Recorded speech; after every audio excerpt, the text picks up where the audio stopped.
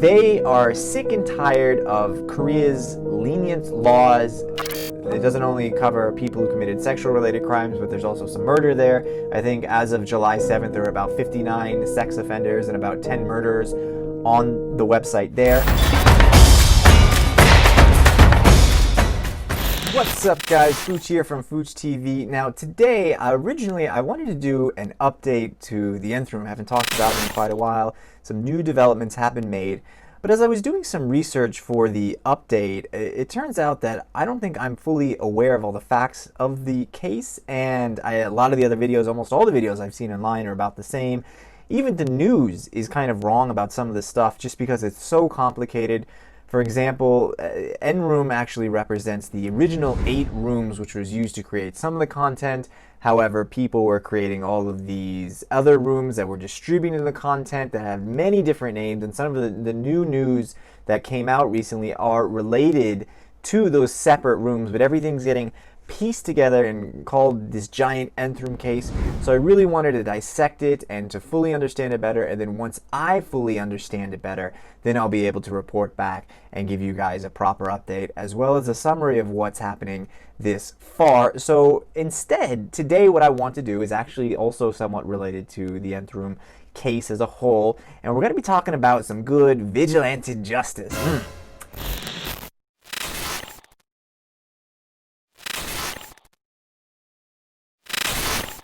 So, somebody who claims to have had a cousin as a victim, part of the Nth Room incident, they are sick and tired of Korea's lenient laws punishing people a fraction of what people get punished in the West, especially the US. So what came out recently is a person that was operating one of the largest child pornography websites, and according to the amount of content on there, the US was trying to extradite him, and the father knew that if his son was extradited for running that child pornography website, he would never see the light of day. He would never be able to come back to Korea. He'd be in jail for the rest of his life, in prison, which probably wouldn't be too long, because I'd imagine he'd probably get either made somebody's, or he'd probably get killed in prison. So he was given an 18-month sentence, and judges were refusing to extradite him to the US, which caused a lot of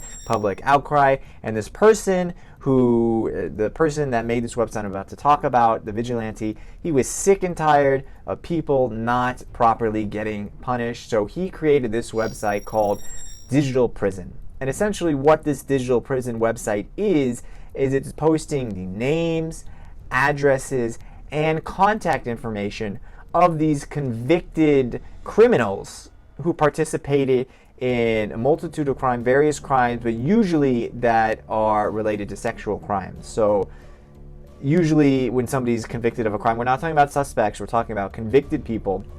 Usually in Korea, they blur their face when they're they block their face when they're getting arrested. Their faces are blurred on TV. The names aren't released. The Nth Room was a very rare situation when there was so much public outcry, and the severity of the crimes was so bad that the government decided to release their names. I think the official law says that if they're very highly likely to commit the crime again or another similar crime again, then the name is released to protect the public. But everyone else, they don't have their name released. And that's all fine and dandy. Maybe if they had a 10-year sentence, 15-year, I don't know what's appropriate, but if they had a very long sentence, and they served that sentence, and they were properly punished for whatever crime they committed, then I can understand an argument saying, you know what, maybe we shouldn't publish their names, because even if they do a very long 10, 20, 30-year sentence, and their names are public, when they come out, the public would still be against them, and they would still not be given certain opportunities. And, there's an argument that can be made saying once a prison sentence is fully served, then they did their time and they shouldn't be punished any further. This is up to debate by certain people. But that doesn't matter. The point is that in Korea, the sentences are so light. For example, 18 months for running the largest child pornography website in terms of content, according to the US. It's absolutely insane. And I'll be covering that story in a future video, but I wanted to focus on this website. So this Digital Prison website, which I'd love to give you guys the link to this website. I viewed it myself. Right now you're taking a look at the front page with the names and faces blurred out. This is what the website looks like. It doesn't only cover people who committed sexual related crimes, but there's also some murder there. I think as of July 7th, there were about 59 sex offenders and about 10 murders on the website there.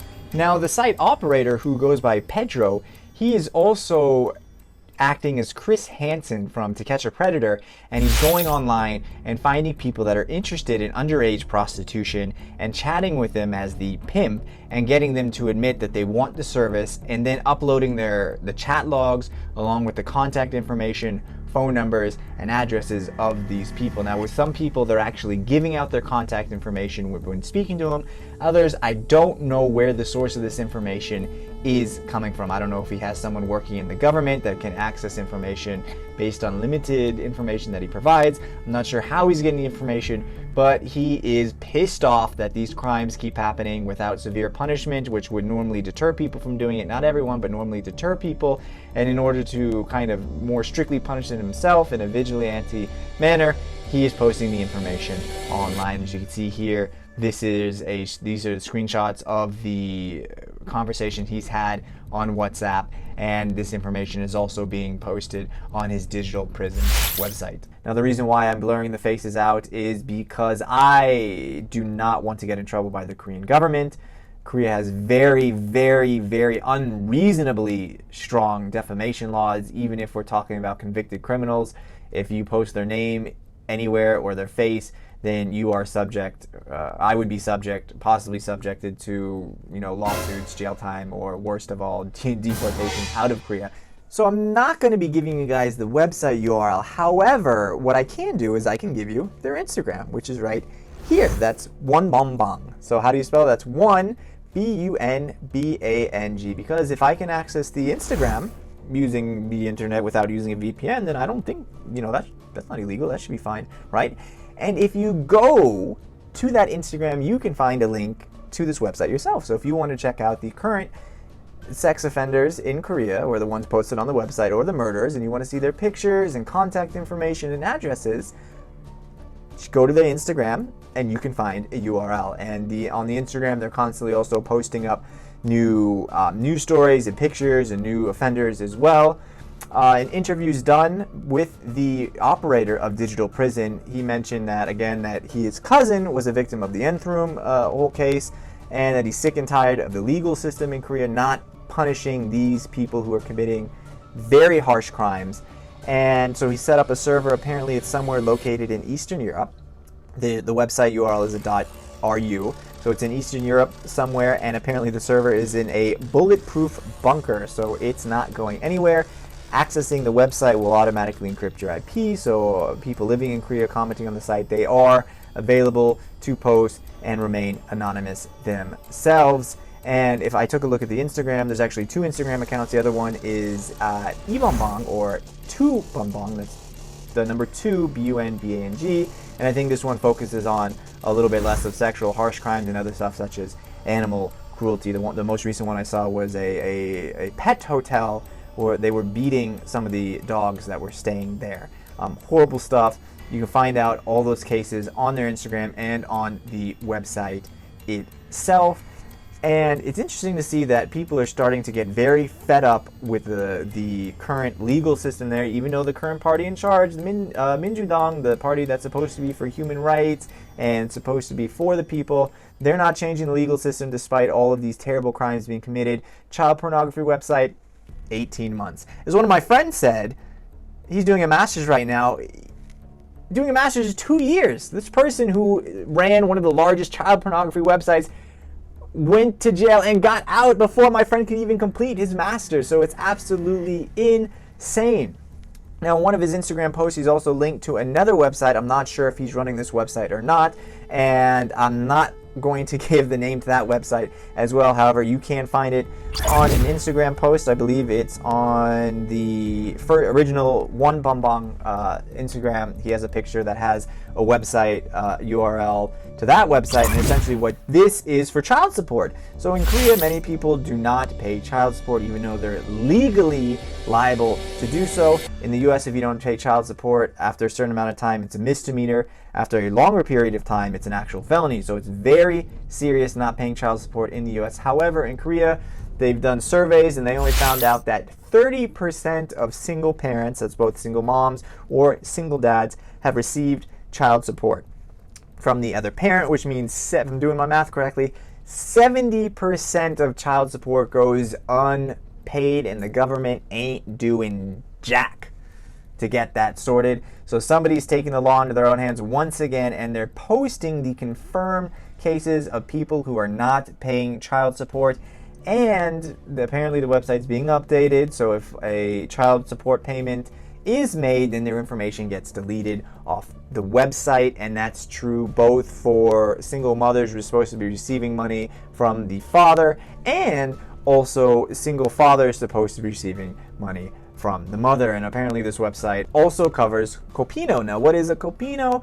A Kopino is a half Korean, half Filipino child who doesn't have a father because the biological father went to the Philippines, paid for prostitution with a Filipino woman, got the woman pregnant, and then bounced back to Korea, leaving all of these half Korean, half Filipino children without any fathers. They're somehow finding the information about the men doing that and posting it on this website as well. So, crazy stuff.